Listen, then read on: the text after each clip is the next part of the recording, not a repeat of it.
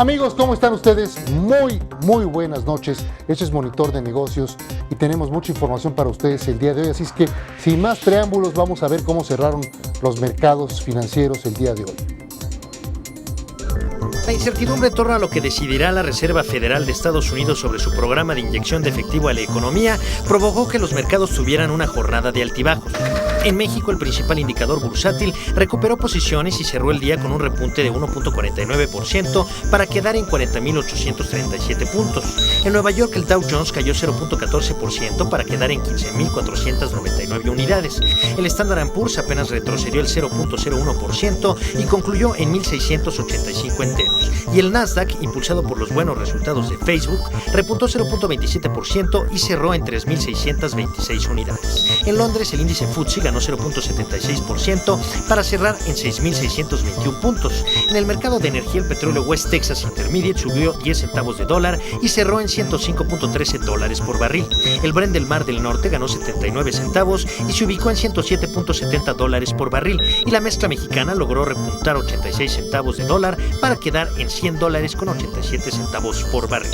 En el mercado de metales, el oro en Nueva York sigue al alza y cerró con una ganancia de $13.10 y al final cerró en $1,325.50. En México, el dólar se vende en 12.97 pesos y el euro se vende en 17.25 pesos. Con información de Humberto Tapia, René Palacios, Efecto Noticias.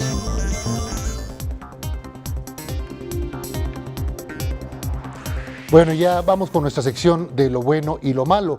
Lo no tan malo, es que el Banco de México publicó hoy su reporte mensual de agregados monetarios correspondiente al mes de junio. El crédito bancario se expandió casi un 6% anual real, por debajo del promedio observado en lo que va del año. El crédito al consumo creció 10.6% anual y el crédito a través de tarjetas bancarias se incrementó un 10.6% anual. No está mal, ¿eh? Mientras que a la vivienda registró una expansión del 4% anual. Ahí está lento, por eso se ve tan ralentizado la industria también de la construcción. Finalmente, el crédito a empresas privadas creció un 3%. Mal. Y en lo malo, fíjense, esto es lo bueno. Ahora vamos con lo malo. El índice de morosidad de la cartera total se ubicó en 2.9, casi un 3%, en línea con el promedio observado en lo que va del año. El índice de morosidad de la cartera de consumo se ubicó en 5% en junio, lógicamente, ¿verdad? La gente no tiene dinero para pagar ahorita. La morosidad de tarjetas de crédito resultó peor, casi un 11% del total de la cartera. El índice de morosidad para la cartera de vivienda se ubicó en 3.6%, claro, más cautelosos ahí porque están hablando de su casa donde vive la familia, mientras que empresas llegó al 3.1% de la cartera total. Conclusión: el crédito al sector privado se ha desacelerado por la baja actividad económica del primer semestre, lo cual también explica el impacto negativo derivado del menor ritmo de creación de empleos y mayores niveles de inflación. Así están las cosas con lo bueno o menos malo y lo malo del día de hoy en nuestra información. Nos da mucho gusto saludar el día de hoy, como cada miércoles, a Joaquín Ortiz de Chavarría. Él es director general del Grupo de Consultoría Estratégica. Nos trae temas de crisis, como de costumbre. ¿Qué crisis nos traes? Bienvenido, Joaquín. ¿Qué tal, Efren? ¿Qué tal? Buenas noches a todos. Pues fíjate, Efren, que hoy hay un tema muy importante, que hubo claridad en la opinión pública, hubo precisión en la información y sobre todo hubo mucha apertura y mucha transparencia en la cirugía que exitosamente se llevó a cabo hoy para el presidente Enrique Peña Nieto. Lo del nódulo, ¿verdad? Del nódulo en la tiroides. Sí. Y este es un ejemplo que podríamos poner como un parteaguas en México.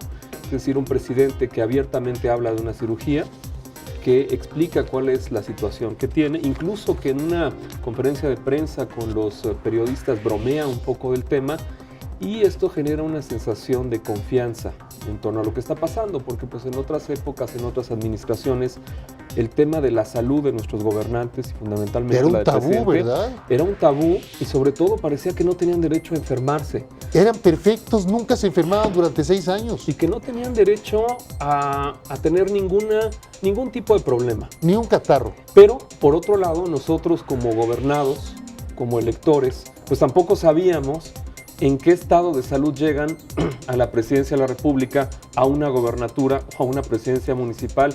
Estas personas que de pronto parecía que son superhombres del Olimpo, que no les va a pasar nada, que son inmunes a accidentes, a virus, a pandemias, a todo este tipo de cosas que a nosotros los mortales pues sí nos pueden pasar. Entonces, además de la experiencia del médico cirujano que lo operó hoy, el general Sánchez Marle, que es un hombre de una gran capacidad, un médico militar de probada experiencia, pues nos damos cuenta que ojalá a futuro se mantenga el patrón que el presidente Peña Nieto ha colocado. Pero es que se enferman en Europa, se enferman en Estados Unidos, los operan y se acabó, se informa y punto.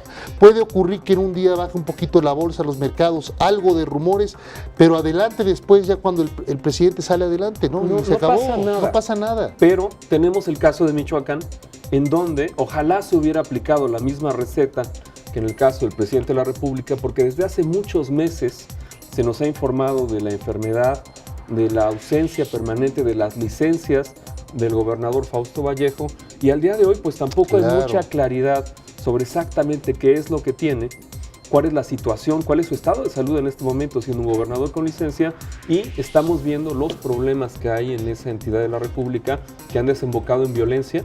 Claro. En el asesinato este fin de semana del vicealmirante Salazar Ramonet, que es un tema gravísimo para este país, y pues el estado de salud sigue siendo un misterio del gobernador.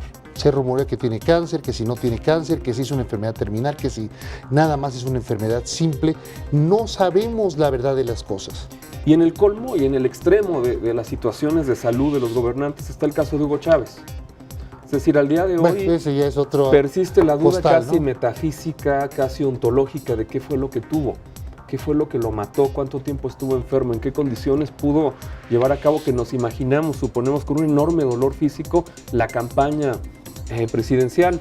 Entonces, bueno, son 3 casos, son 3 ejemplos, y afortunadamente el presidente está bien, se tiene que recuperar como cualquier persona, y eso establece un patrón en donde nosotros como ciudadanos, como mexicanos, tenemos el derecho de conocer el estado de salud de nuestros gobernantes, cómo llegan a la presidencia, cómo llegan a la gobernatura, y sobre todo, y lo más importante, pues son personas que tienen una presión enorme todos los días.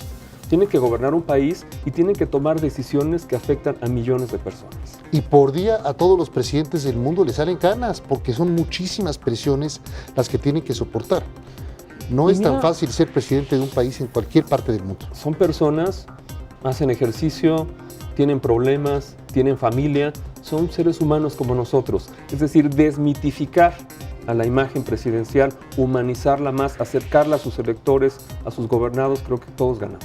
Y el grupo de crisis del presidente yo creo que lo está manejando muy bien en cuanto a la imagen del presidente para desmitificar mucho de lo que anteriormente era un secreto casi de Estado, ¿no?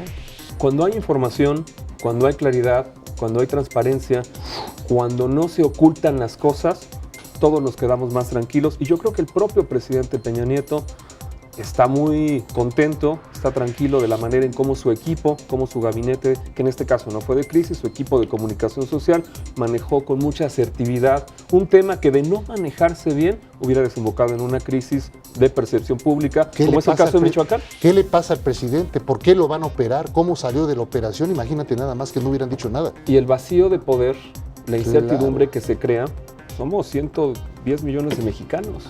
Entonces, 117, 118 millones de mexicanos ya. Entonces, imagínate nada somos más. muchos millones. De ahí por lo menos 50 millones temblando de incertidumbre. Es mucho, ¿no? Y además se corre la voz en los mercados internacionales. Esto afecta, por supuesto, financieramente al país, en términos económicos, bursátiles, todo. Vienen ahí daños colaterales que no se dieron en esta ocasión por la buena comunicación que se dio. Por la comunicación, por la anticipación, por la prevención. Se trató de una cirugía electiva, es decir, el presidente decidió el momento de llevarla a cabo, y como cualquier otra persona, se tiene que recuperar, se vale que tenga vacaciones, se vale que tenga el tiempo para regresar en óptimas condiciones de salud al ejercicio de sus funciones presidenciales, y que siente un ejemplo y un presidente. Ojalá que a partir de ahora los gobernadores, los futuros presidentes, los candidatos nos informen cómo están. De que salud, puedan hacer públicos sus estudios clínicos, no tiene nada de malo. No pero para nada. Al contrario. Al contrario, era raro que los presidentes mexicanos eran los únicos tlatoanis sobre la tierra que nunca tenían, te digo, ni un catarro. Ahora, a lo mejor tenían alguna condición sobrehumana que en otros sexenios, en otras décadas, nosotros desconocemos, y por eso es que no se informaba su estado de salud. Pero ese ejercicio de transparencia se tiene que aplicar en situaciones de crisis. Es un muy buen ejemplo también para que el gobierno del estado de Michoacán sea mucho más transparente y nos digan en la situación grave en la que esté esa entidad cómo se va a manejar este vacío de poder, qué se va a hacer y si está en condiciones de regresar el gobernador Vallejo. Cuando tenga que regresar, que regrese bien. Y si no puede, que se diga. Así es. Creo que como ciudadanos nos lo merecemos, ¿no? Las paces, ¿no? Que ya se retira. Muchísimas gracias a Joaquín Ortiz, al licenciado Joaquín Ortiz de Chavarría, director general del Grupo de Consultoría Estratégica, por haber estado con nosotros aquí. Hombre, gracias, Efraín, y buenas noches. Buenas noches. Y Yamile nos tiene un tema interesantísimo también sobre ingresos, gastos, en fin. Yamile Risk, buenas noches. Así es, Efraín, muy buenas noches. ¿Y usted se ha preguntado qué países encabezan la lista con mayor renta per cápita? Pues según el Banco Mundial, la renta per cápita es la relación entre el Producto Interno Bruto de una nación y su cantidad de habitantes. En este ranking, los países que aparecen en los primeros 5 lugares son Mónaco, Luxemburgo, Noruega, Qatar y Suiza. Por su parte, el INEGI dio a conocer que los niveles de precio de Francia y de Japón son 10.8 y 32.7% más altos que el de Estados Unidos, respectivamente, mientras que México tiene un nivel de precio 41.5% más bajo que el estadounidense. Sobre el Producto Interno Bruto per cápita para cada país y al tomar como referencia el valor promedio de la OCDE, se puede observar que el índice de Francia es 99, el de Japón 98 y el de México 51. Es la información hasta el momento. Regresamos contigo, Efraín. Fíjate nada más cómo estamos en México en comparación con los países que acabas de mencionar. Pero en fin, ya lo comentaremos en otra ocasión. Se nos acaba el tiempo. Gracias por haber estado en Monitor de Negocios. Hasta el día de mañana. Muy buenas noches.